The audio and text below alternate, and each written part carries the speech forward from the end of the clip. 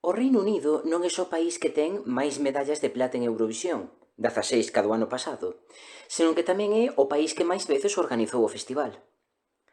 Alén das 4 veces que organizou como froito das 5 vitorias británicas, no ano 69 houbo un cuádruple empate e a organización do Festival dos 70 tocou aos neerlandeses, a BBC exerceu como anfitriona en 4 ocasións máis.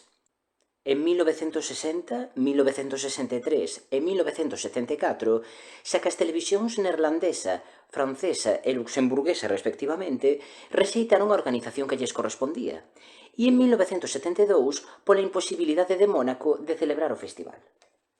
A todas esas habería que engadir unha novena, a deste 2023.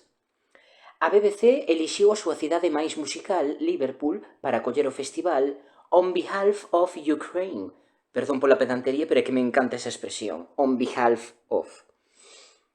Para representar o país na súa propia casa, a televisión pública británica volveulle encargar a tarefa da selección musical a Tab Music, que se decantou por unha das artistas emerxentes con maior proxección da industria inglesa, Mae Muller, de 25 anos, que levará a Eurovisión I Wrote a Song, un bopito synth-pop moi británico no que a rapaza se desquita da traizón da súa parella escribindo unha canción, Shakira Style.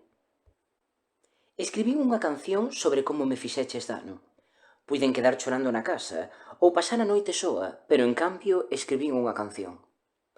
O tema é a primeira candidatura británica en moitos anos en entrar directamente ao UK Singles Chart e leva un excelente percorrido en plataformas digitais.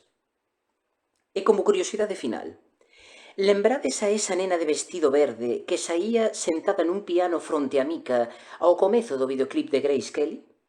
Pois esa nena é Mae Muller. E Mika foi un dos presentadores de Eurovisión 2022.